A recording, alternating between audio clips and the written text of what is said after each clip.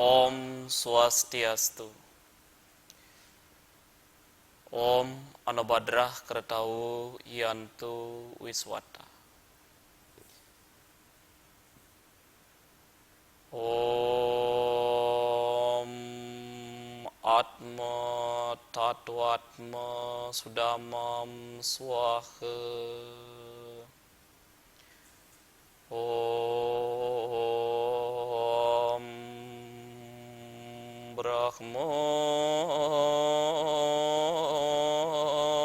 Wisnu Iswaram Dewam Jiwatmanam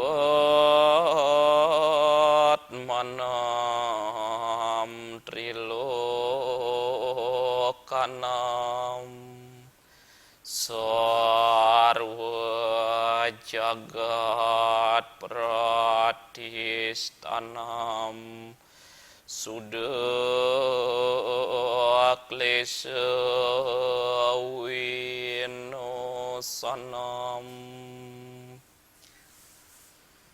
Om Guru Brahma Guru Wisnu Guru Dewa Maheswara Guru Saksat Param Brahma Tasmai Sri Gurave Namo Namah.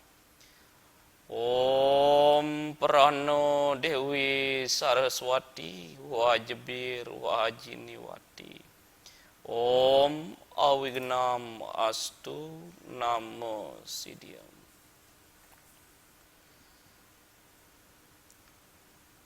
Umat sedharma yang berbahagia, sahabat terkasih, sahabat Dharma senusantara dimanapun berada, kaum cendekiawan yang saya muliakan, kembali lagi bersama saya Chandra Prawartana pada program acara Dharma Wacana. Pada kesempatan yang berbahagia ini kita akan membicarakan terkait topik yang menjadi unik di lingkungan masyarakat umat Hindu, khususnya umat Hindu yang berada di Bali maupun umat Hindu yang berada di Nusantara yang ikut merayakan hari suci ini. Pada kesempatan ini saya akan membicarakan, kita akan berbagi bersama-sama, sharing bersama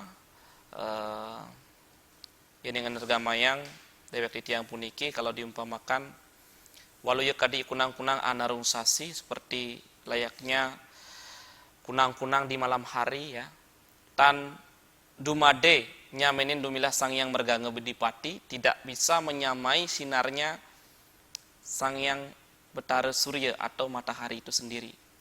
Walau di dalam kegelapan, kunang-kunang itu dapat mampu senantiasa setitik cahayanya memberikan nantinya sumbangsi pemikiran baru, sharing pendapat terkait dengan ajaran-ajaran agama Hindu, khususnya umat Hindu yang berada di Bali, yang kental dengan restu Balinya, begitu juga Hindu di Nusantara yang kental dengan adat istiadat Nusantara, yang memiliki jiwa agama Hindu tentunya.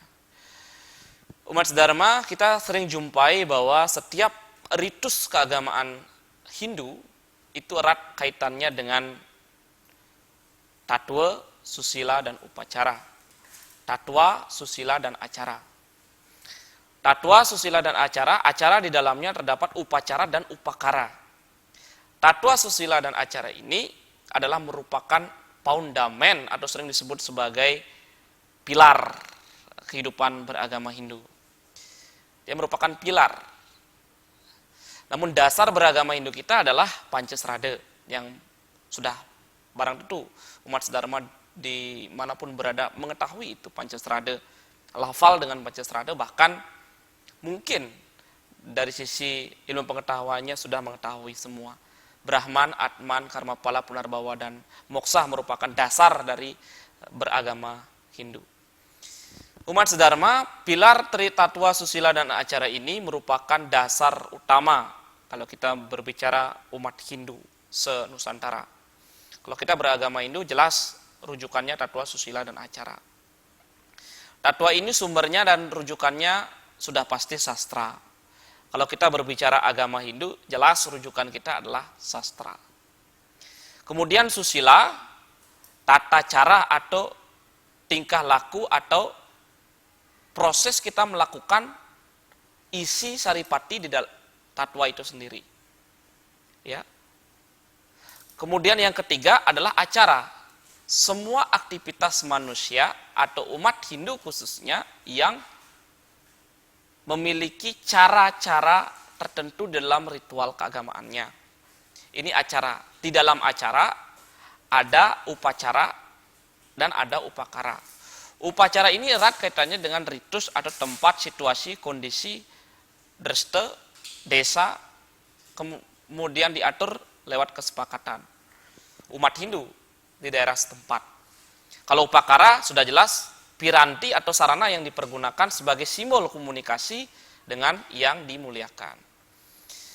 Umat sedharma, tatwa susila acara ini erat kaitannya saat ini umat Hindu khususnya di Bali dan juga yang ada di luar Bali, kita memaknai sebuah perayaan hari suci sebagai sebuah tindakan atau mengubah diri dalam bentuk pendewasaan. Salah satunya dengan memahami salah satu rainan suci yang sering disebut Bude Klion Pahang atau sering disebut sebagai masalah pegat tuakan kalau di Bali, atau sering disebut juga di beberapa tempat masalah pegat pewarah-warah. Umat sedharma yang berbahagia, keunikan dari rainan masalah pegat tuakan atau Bude Klion Pahang ini adalah pertama ada pertanyaan dari umat Hindu, yaitu kapan diputuskannya rangkaian suci nguncal balung dalam istilah rainan suci agama Hindu yang berdasarkan pawukon atau wuku. Nguncal balung yang pertama dipertanyakan. Yang kedua, apakah ketika rainan nguncal balung itu atau selama rangkaian rainan galungan boleh melaksanakan upacara manusianya. Yang ketiga, selama rangkaian upacara galungan dari tumpak pengarah atau warige, kemudian sugian Jawa, sugian Bali, lanjut kepada galungan dan kuningan, sampai kepada kuningan dan diakhiri di Bude Klion Pahang itu bisa melakukan upacara pitriyannya. Itu pertanyaan yang ketiga. Yang keempat, jika misalkan ada sebuah upacara atau ada kematian salah satu umat kita, itu misalnya kelayon sekar atau kelayu sekar, apakah layonnya bisa diusung ke setre atau ke kuburan gitu ya, ketika selama rangkaian upacara galungan kuningan sampai di Bude Klion Pahang itu. Umat sedharma, ketika kita berbicara mengenai rerainan suci, khususnya Bude Klion Pahang atau masalah pegat tuakan ini, kita diikat oleh yang namanya simbol. Rainan suci erat kaitannya dengan simbol, umat sedharma nggih. Simbol atau cara umat untuk mendekatkan diri dengan Tuhannya. Simbol. Ya, seperti yang Tiang ungkapkan di awal, tatwa susila dan acara yang pertama, tentu umat sedharma banyak yang memahami upacaranya yang lebih dominan di Bali. Rutinitasnya, makanya megamo Bali itu sering dikaitkan dengan megamo rutinitas atau megamo peyadnyan mekarya. Pokoknya di setiap perainan selalu diikat oleh aktivitas. Pokoknya disibukkan dengan aktivitas begitu. Kalau di Bali, Mahagamo Bali itu. Ya, secara budaya. Kemudian tatuanya di Bali mungkin ataupun di luar Bali yang setelah mengetahui banyak kita menelusuri dasar kita melakukan rutinitas perayaan hari suci khususnya Budok Kliwon Pang ini, masalah pegatuakan ini, rujukan sastranya apa gitu. Rujukan sastranya sudah jelas, umat sedharma mungkin sudah mengetahui di rumah. Pertama adalah lontar Sundarigamo, kedua adalah lontar Srijaya Aji Kasunu, yang ketiga lontar Gong Besi, yang keempat itu adalah lontar Uwarige, yaitu terdapat di dalam lontar Uwarige Gemat. Ada 4 kajian lontar atau sastranya. Kita lihat sekarang dari sisi kedudukan. Budok Kliwon Pang, masalah pegatuakan ini mungkin umat Hindu yang berada di rumah maupun yang berada di studio dan juga di seluruh Nusantara, upacara upakara itu memiliki dominan nomor 1. Ya, kalau di Bali. Yang kedua, tatuanya baru dikenal. Kemudian kita menjadi pertanyaan adalah susilanya. Memaknai Budok Kliwon Pang ini bukan sekedar ritus keagamaan atau upacara semata, tetapi di sana ada simbol yang perlu dimaknai memiliki arti dan fungsi. Bukan semata-mata sebagai sebuah seremonial atau menunjukkan eksistensi, kontestasi, bahkan penuh sensasi gitu. Tetapi di dalamnya ada makna tindakan yang perlu kita lakoni. Itu sering disebut susila. Susila ini perlu dilakukan dengan pembiasaan dan keterpaksaan terlebih dahulu. Karena memang simbol rerainan itu menuntun kita untuk lebih disiplin, dipaksa kita untuk berbuat ke arah yang lebih baik atau ke arah yang lebih positif. Itu tujuannya. Kita lihat sekarang dari sisi susila. Ini simbol-simbol agama Hindu yang perlu kita ketahui bersama. Simbol-simbol sederhana lewat tindakannya. Kalau kita cari Budok Kliwon Pang ini sebetulnya adalah satu rangkaian, satu kesatuan rangkaian dari tumpak warige. Tumpak warige ini adalah pemuliaan kepada tumbuh-tumbuhan yang umat sedharma sudah ketahui bersama bahwa tumpak warige ini adalah mengawali tumpak pengarah. Pengarah ini adalah mewarah-warah. Warah-warah itu artinya memberikan informasi, jadi penglingsir kita pada waktu dulu itu sudah sangat cerdas, memberikan informasi dulu bahwa akan ada rainan gede atau rainan suci. Baru berlanjut ke Sugian Jawa. Ya. Sugian Jawa itu adalah pemuliaan Buana Agung. Disucikan dulu tempat kita, rumah kita di rumah, dibersihkan dulu, disapu, kemudian merajan kita juga kita bersihkan rumputnya, kemudian juga kalau ada wastra yang ini kita ganti dengan yang baru gitu, karena rainan suci mau akan datang saat Sugian Sugian Jawa. Ini pembersihan Buana Agung. Kemudian itu pendidikannya. Yang kedua Sugian Bali, mewali. Ya, bukan sugih orang Bali itu ya, Sugian Bali. Tapi Sugian Bali ini artinya pembersihan, mewali ke dalam apa? Ke dalam diri. Setelah bersih di luar diri kita, perayangan kita bersih, kemulan kita bersih, pelingi merajan kita bersih, semuanya sudah bersih, halaman rumah kita sudah bersih. Kalau sampun bersih, niki sudah bersih semuanya. Baru kita membersihkan diri kita. Bersihkan diri kita gimana caranya? Ya, pikiran kita, ucapan kita dan tindakan kita. Itu kuncinya, cuma 3 hal yang menjadi kunci utama manusia. Ya, pikirannya dibersihkan, manacikanya, wacikanya, dan kayikanya. Setelah dibersihkan semuanya, sudah ingkup niki, ya, sudah menyatu. Kalau sudah bersih, rasanya di luar diri kita sudah bersih, dalam diri kita sudah bersih, baru kita akan siap beranjak kepada rerainan suci galungan, yaitu diawali dari penyekeban, kemudian penyajaan, penampakan, dan galungan.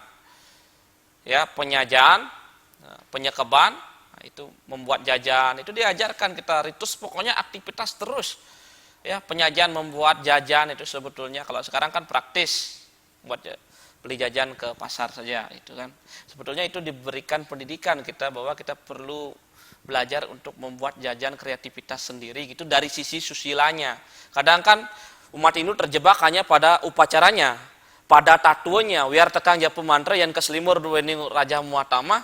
Ini yang kadang banyak hafal dengan mantra tatu agama tetapi tindakannya tidak dimaknai gitu. Sebetulnya saat penyajian galungan itu dia dituntun kita untuk bisa melakukan kreativitas, melakukan kegiatan untuk membuat jajan ala kita sendiri. Itu diajarkan, dituntun. Tapi karena waktu yang tidak bisa dimanajemen dengan baik, ya di pasar belinya. Salah nggak, keliru, kita tidak bisa bicara benar dan salah di sini. Tapi pada intinya agama Hindu kita mengajarkan tuntunan untuk bisa menjadi memanusiakan manusia ke arah yang lebih baik. Bukan agama Hindu itu artinya didasarkan pada ritus upacara semata atau tatuo semata, tidak. Tetapi susilanya yang lebih dominan kita lakukan dengan baik, diawali dengan keterpaksaan diri berbuat yang lebih baik. Itu penyajian, penyekeban, nyekeb yang artinya nyekung jenana artinya metapo itu ya ada makanannya, nyekeb itu nyekeb tape biasanya. Itu ritus keagamaannya, simpel sekali umat sedharma. Niki ni Allah kan niki dharma wacananya biar tidak umat sedharma juga bingung dengan upacara yang begitu banyak, tatuo juga banyak disampaikan, tetapi tindakan kita nol sen gitu. Umat sedharma. Kadang kan upacaranya udah tahu niki, simbolnya sudah tahu, artinya sudah tahu, tatuonya sudah tahu, tapi laksananya atau laksanane punika yang patut kita maknai. Penyekeban, nyekeb, pengendalian diri. Pengendalian diri apa? Pikiran, perkataan, perbuatan lagi. Tidak ada hal yang lain yang dikendalikan. Kemudian penampahan. Penampahan itu nampah tidak beceleng saja gitu maksudnya ya. Tidak hanya nampah simbolisasinya itu adalah nampah sifat kebinatangan. Kita tidak berkutat di posisi itu umat sedharma. Apalagi zamannya sudah canggih sekarang, teknologi sudah banyak.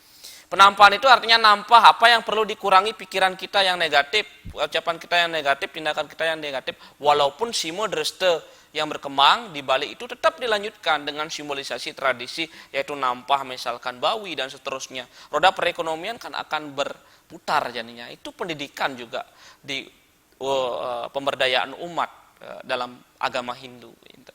Kemudian lanjut di galungan. Galungan itu merupakan puncak yang berarti kemenangan dharma melawan adharma. Selalu begitu rainan. Ya, nyomyo ikanang buta menadi dewa. Jadi bagaimana sifat-sifat buta itu biar bisa menjadi dewa. Pasti sebelumnya disomyo dulu, dibersihkan, dipenampan. Lalu yang sifat-sifat positif disterilisasikan, galungan jadinya. Sama dengan nyepi juga begitu.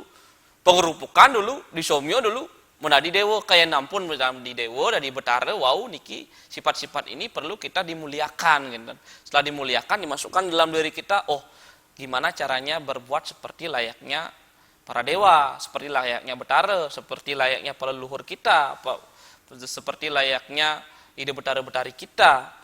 Sifat-sifat, hanya dengan sifat-sifat beliau lah kita bisa mendekatkan diri dengan beliau. Itu makanya kita selalu memaknai ajaran atau ilmu pengetahuan yang didasari atas keseimbangan. Jadi disomyo dulu, besoknya baru kejayaan, galungan itu. Setelah itu baru manis galungan. Manis galungan itu apa? Manis sekancan sane manis, berbuah manis kalau kita sudah berkarma yang benar, dharmanya benar, pengendaliannya benar saat galungan. Berbuah manis. Ya. Suwarnaning karma hana palaninya, semua karma ada pahalanya. Ini yang penting dipahami. Bukan ritus semata, bukan hafalan semata rainan itu. Bukan semata mencari bagaimana sih perdebatan masalah ketatuaannya, bukan begitu. Tetapi tindakan memaknai fungsi arti dari sebuah simbol budaya, kemudian di dalamnya ada seni, di dalamnya juga ada unsur agama Hindu yang memiliki jiwa dan roh di setiap budaya dan seni itu sendiri, khususnya yang ada di Bali. Kalau di luar Bali dengan ritus tradisi masing-masing, silakan disesuaikan umat Hindu seluruh Nusantara. Jadi tidak harus seperti layaknya yang ada di Bali, karena dalam ajaran agama Hindu kita, ajaran Hindu itu selalu mengaliri setiap tindakan manusianya. Yang penting adalah tindakan itu sendiri. Muaranya semua adalah budi pekerti. Siapapun mengajarkan, dalam mata kuliah apapun mengajarkan, dosen, guru, pendidikan agama Hindu, dan budi pekerti muaranya adalah budi pekerti.